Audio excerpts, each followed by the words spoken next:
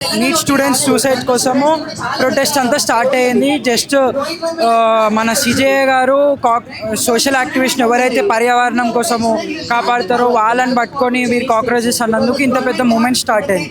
Okay, అంతవరకు okay. తర్వాత కూడా మీకు తెలుసు ఇప్పుడు ఓకే అన్న న్యూస్ నీట్ స్టూడెంట్స్ సూసైడ్ చేసుకున్నా అని చెప్పేసి అంత అయింది.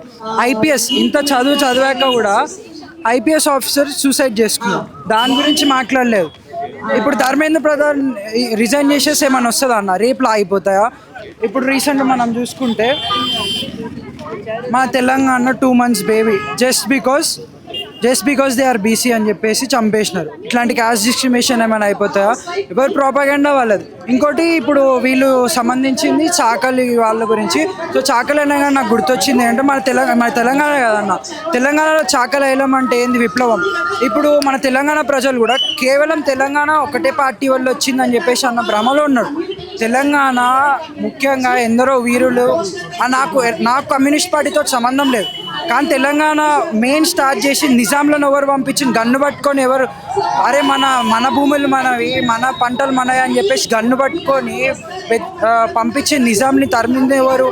కమ్యూనిస్టులు. అంటే ఎర్ర జెండా, ఇప్పుడు మన కొమరం భీమ్ అలాంటి వాళ్ళు. మన తెలుగు యువత ఏంది? నా హీరో గొప్ప, ఈ హీరో గొప్ప అని చెప్పేసి అలా పిచ్చోళ్ళ అట్లా బ్రెయిన్ వాష్ చెప్పారు. మెయిన్గా నాకు తెలంగాణ ప్రజలకు తెలుసుకోవాలనుకుంటున్నా అంటే ఒక్క పార్టీ వల్ల కాదు, ఉస్మానియా స్టూడెంట్స్, మన గవర్నమెంట్ ఎంప్లాయీస్ కూడా వదిలేసి ప్రొటెస్ట్ గురించి, ఆర్టీసీ బస్సు డ్రైవర్స్ కూడా నా తెలంగాణ అని చెప్పేసి వాళ్ళందరూ మనందరం ఏకమైతే వచ్చింది తెలంగాణ. కేవలం ఒక్క పార్టీ వల్ల రాలేదు తెలంగాణ. నేను ఇంకోటి ఏంటంటే ఇప్పుడు ఇప్పుడు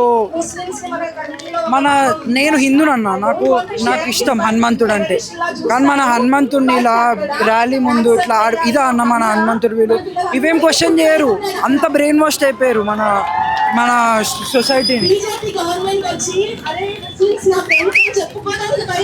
ఇంకా ఇవన్నిటి గురించి వదిలేస్తే అన్న, ఇప్పుడు ఈ కెమెరాస్ ఉన్నాక ప్రతి ఒక్కరి దగ్గర మొబైల్ ఫోన్, ఒక సెల్ఫ్ డిఫెన్స్ ఉంది. అరే సో పోలీస్, ఇప్పుడు మనకు ఎలా తెలిసింది పోలీస్ వాళ్ళు అట్లా బ్రుటాలిటీ చేసిందని? కెమెరా వల్ల చేసింది. కెమెరాలు లేకముందు కన్నా కెమెరాలు లేకముందు ఇప్పుడే ఇంత క్రైమ్లు ఉన్నాయి అంటే కెమెరాలు లేకముందుకి అట్లా ఎన్ని క్రైమ్స్ అవుతున్నాయో ఆలోచించి.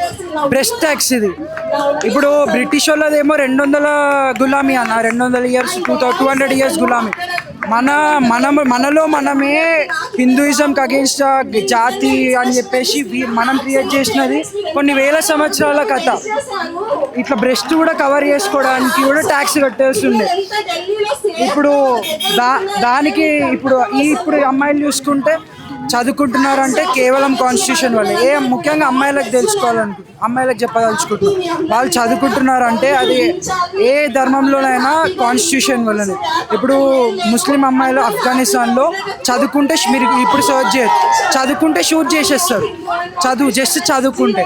అట్లాంటిది అప్పట్లోనే ధర్మం గురించి కాదు, ప్రతి అమ్మాయికి ఎడ్యుకేషన్ ఉండాలి. ప్రతి నీళ్ళు మహత్ సత్యాగ్రహ అని ఉంటుంది, బేసిక్ నీళ్లు తాగడానికి కూడా ధర్నాలు చేస్తుండే. అలాంటి ఇంకా ఇప్పుడు మీరు అర్థం చేసుకోవచ్చు ఏది గొప్పదని చెప్పేసి. కాన్స్టిట్యూషన్ వల్లనే మనం ఉన్నాము.